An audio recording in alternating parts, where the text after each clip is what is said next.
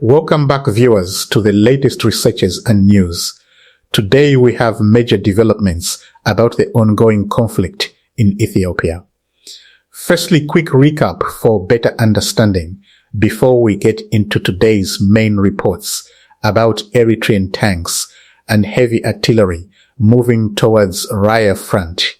Viewers, as I informed you in previous videos that on the Raya Alamata front, Tigray defense forces are already present in significant numbers with heavy weaponry, and a similar buildup exists along the Tigray Amhara boundary. On the other side, in the Raya Kobo front within Amhara region, Ethiopian National Defense Force units and allied forces are similarly positioned with heavy weaponry, and the same applies along the Tigray Amhara border, where, as we mentioned in a previous video, gunfire was reportedly heard in Megeo district. So right now tension remains high along both the Tigray Amhara and Tigray Amhara borders. Viewers, according to current reports coming from Eritrean public media sources, tanks and heavy artillery supplied by Eritrea have reportedly been moved toward the Raya front in southern Tigray. This has raised fresh concern that the developing alignment between Eritrea's ruling People's Front for Democracy and Justice and Tigray People's Liberation Front leadership, often referred to as SIMDO, may be evolving into something with an increasingly military character rather than staying a purely political relationship. According to the same reports, this military hardware reportedly traveled through Adigrat, then May Mekeda, then Mekele, before continuing south toward Raya, potentially positioning it in the direction of the Alamata Kobo front. The reported deployment is said to include 7 tanks, 5 Zu-23 anti-aircraft guns, along with long-range weapons and other heavy artillery pieces, all said to have originated in Eritrea.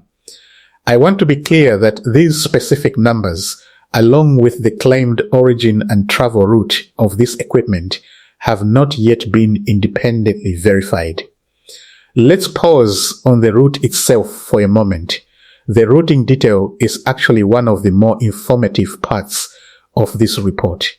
If this equipment genuinely moved through Adigrat, then May Mekeda, then Mekele, before heading south, that's not a short or discrete path. It's a long transit corridor running most of the length of central and southern Tigray. A movement like that, if it happened, would be very difficult to conceal entirely from local populations along the way, which is likely part of why word of it has apparently spread through multiple public and community channels rather than staying confined to official statements.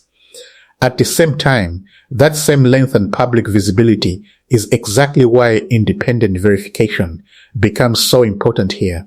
A climb traveling through several hands over a long route has more opportunities to get exaggerated, mistranslated, or embellished before it reaches wider reporting.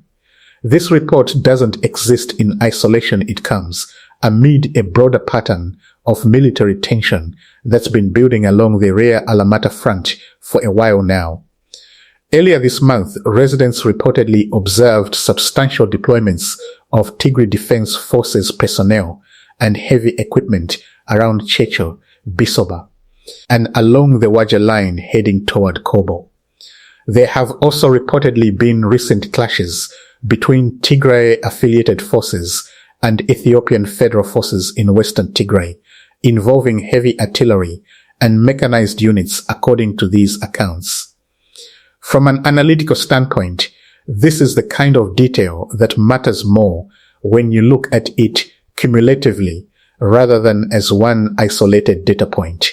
A single report of equipment movement could be routine repositioning, but when you have repeated, geographically clustered reports Checha, Bisoba, the Waja line, and now claims of Eritrean origin heavy weapons, all pointing toward the same general corridor, that pattern starts to look less like coincidence and more like a sustained build-up along one specific axis. That doesn't confirm intent on its own, but it does tell us where the parties involved appear to be concentrating attention, which is often the most useful thing an outside observer can actually determine from open reporting. For anyone who hasn't come across the term before, SIMDO refers to the reported alignment between the Tigray People's Liberation Front and Eritrea's People's Front for Democracy and Justice government, along with other actors who oppose the Ethiopian federal government. It's worth remembering how unusual this relationship is in historical terms. Eritrea and the Tigray People's Liberation Front were bitter adversaries during the 2020 to 2022 war, with Eritrean forces fighting alongside the Ethiopian federal government against Tigray at that time. So any warming of relations between these two former enemies was already a notable political story on its own, well before weapons became part of the conversation. What makes today's report significant is that, if independently confirmed, it would represent a real shift symptom, moving from what has mostly been described as political coordination into something closer to an actual military alignment, with shared or transferred hardware rather than just aligned political positioning. I'd treat that distinction as the single most important thing to watch for going forward. Political alignment can shift quickly and reverse just as quickly, but once physical military hardware has been transferred and positioned, that tends to represent a much harder, costlier commitment to unwind. In other words, a political rapprochement is a statement of intent. A weapons transfer, if real, is closer to a statement of capability.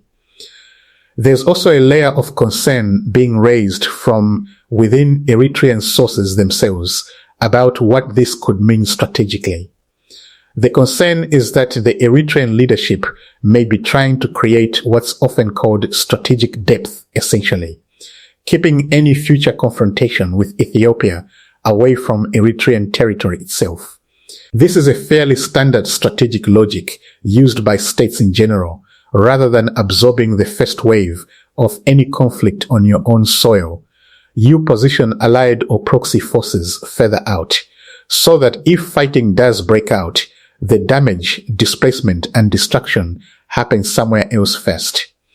If Eritrean weaponry and allied forces end up positioned along the Raya Alamata-Kobo axis, that could effectively push any future front line southward, turning Tigray into a buffer zone and potentially once again into the main battleground, but this time in the context of a broader Ethiopia-Eritrea confrontation rather than an internal Ethiopian conflict alone. For Tigray specifically, a region still recovering from the devastating 2020 to 2022 war, that scenario would carry especially serious implications, given how much reconstruction and recovery is still incomplete from the last conflict. It's also worth pointing out the layered risk here. Tigray would effectively be caught between two much larger military relationships, its own evolving position relative to the Ethiopian federal government, and now potentially becoming the staging ground for a separate Ethiopia-Eritrea rivalry that has very little to do with Tigray's own internal recovery needs. That's part of why some observers frame this less as Tigray gaining an ally and more as Tigray potentially becoming exposed territory. The benefit and the risk aren't necessarily distributed evenly among the parties involved. Since none of this is independently verified yet, it's worth spending a moment on what kind of evidence would actually settle the question one way or another, rather than just waiting passively for an official statement. Typically, claims like this get corroborated or undermined through a few specific types of evidence: satellite imagery showing vehicle convoys along the claimed route, geolocated video or photographs from residents along the Adigrat-Mekelle Raya corridor showing the specific equipment described, statements or leaks from within Eritrean or Ethiopian federal military and diplomatic circles, or simply the weapons showing up in a subsequent engagement, which would be the most direct, if also the most concerning form of confirmation. Until at least one of those emerges, this remains a reported claim rather than an established fact, and it's worth treating it that way, regardless of how plausible it may sound, given the broader pattern we just discussed. So what started as simply a rapprochement between two former enemies, Eritrea and the Tigray People's Liberation Front, may now be entering a considerably more serious phase, at least according to these reports. If the claimed Eritrean deployment toward Raya turns out to be verified, the key question stops being simply whether the People's Front for Democracy and Justice and Tigray People's Liberation Front have reconciled politically. It becomes whether that reconciliation has turned into an actual armed pact, and if so, whose territory ends up absorbing the consequences of that pact.